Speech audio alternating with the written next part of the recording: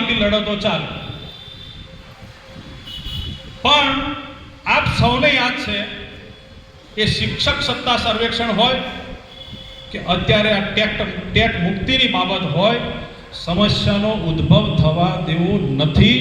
આ અખિલ ભારતીય રાષ્ટ્રીય શૈક્ષિક મહાસંઘે નક્કી કરેલી નિર્વિવાદિત બાબત છે. વિવાદ જ નથી ઊભો થવા દેવો. સુપ્રીમ કોર્ટના નિર્ણયને આપણે માથે સ્વીકારીએ જ છીએ, પણ જે ન્યાયતંત્ર એ દેશનું સર્વોપરી છે અને સર્વોપરી તંત્રએ જ્યારે ચુકાદો આપ્યો હોય ત્યારે આપણે બધા એક દેશના નાગરિક તરીકે આ સંગઠનને પણ એ દેશ ધર્મ લાગુ પડે અને એ ન્યાયપાલિકાનો ચુકાદો આપણને લાગુ પડે. એ ન્યાયતંત્રનો ચુકાદો આપણે સ્વીકારીએ છીએ મિત્રો, પણ આ ન્યાયતંત્રના ચુકાદાની સાથે સાથે એક લોકતંત્ર પણ આ દેશમાં કામ કરી રહ્યું છે અને આ લોકતંત્રને જગાડવા માટેનો આજનો આ ધરણાનો કાર્યક્રમ. અને લોકતંત્ર એટલે દેશની સાંસદ, જેનું અમે ચોમાસું સત્ર બેસવાનું છે. મિત્રો, આજના ધરણાના કાર્યક્રમથી દેશના બધા જ સાંસદો, બધા જ ધારાસભ્યો, બધા જ મુખ્યમંત્રીઓ અને દેશના વડાપ્રધાન, શિક્ષણ પ્રધાન બધાને આવેદનપત્ર પહોંચવાનું છે.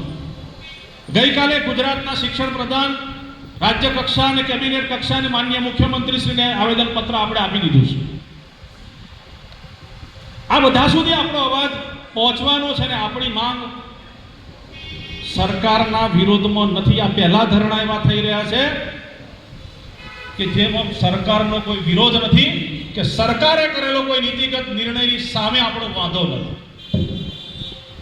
રીતેશભાઈ અને નરેન્દ્રસિંહે વાત કરી કે કેરળમાંથી ઊભી થયેલી વાત સાચી વાત છે. લઘુમતી સંસ્થાના સંચાલકો સુપ્રીમ કોર્ટમાં ગયા કેરળમાં અને એ હાર્યા. એમણે એસપીએલ દાખલ કરી સુપ્રીમ કોર્ટમાં, એમાં પણ હાર્યા. અને હારવાથી વિવિધ રાજ્યો, 8 થી 10 જેટલા રાજ્યોએ રિવ્યુ પિટિશન દાખલ કરી.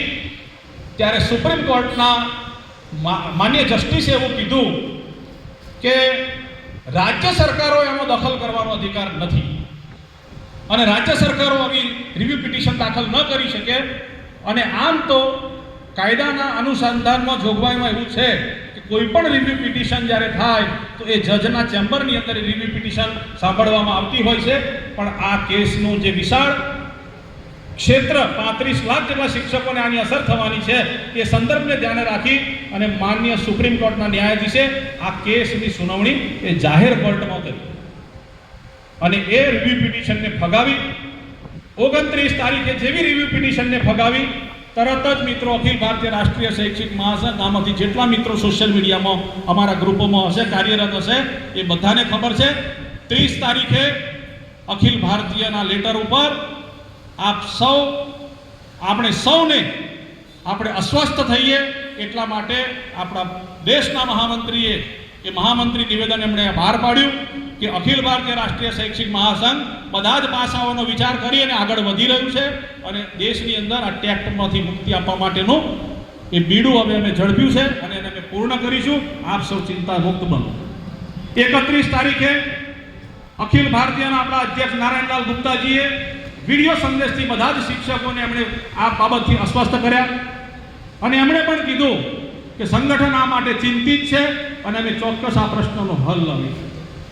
પણ મિત્રો, મારે દુઃખ સાથે કહેવું છે, કોઈની હું ટીકા ટિપ્પણી કરતો નથી, કે આ સંગઠનની ફિતરત નથી કે કોઈની ટીકા ટિપ્પણી કરવી, કારણ કે આપણી જ વિચાર એટલો મજબૂત છે, આપણી જ વિચારધારા એટલી મહાન છે કે આપણે કોઈની ટીકા ટિપ્પણી કરીને આપણે મોટા થવાનું નથી. આ મૂળભૂત સિદ્ધાંત છે સંગઠનનો. પણ જ્યારે આવા આંદોલનો, જ્યારે આવા ધરણાની જ્યારે વાત હોય, જ્યારે શિક્ષક સમસ્યા માટે જ્યારે લડવાનું હોય, ત્યારે મિત્રો એના માટેનું એક ચોક્કસ આયોજન છે. અને ભૂતકાળની અંદર બધા જ પ્રશ્નો માટે જ્યારે આપણે લડવાનું થયું ત્યારે અગાઉના લોકોના આયોજનના અભાવના કારણે મિત્રો આપણે લાંબી લડતો કરવી પડી. 14 તબક્કાના આંદોલનો કરવા પડ્યા એનપીએસમાંથી ઓપીએસમાં આવવા માટે. પણ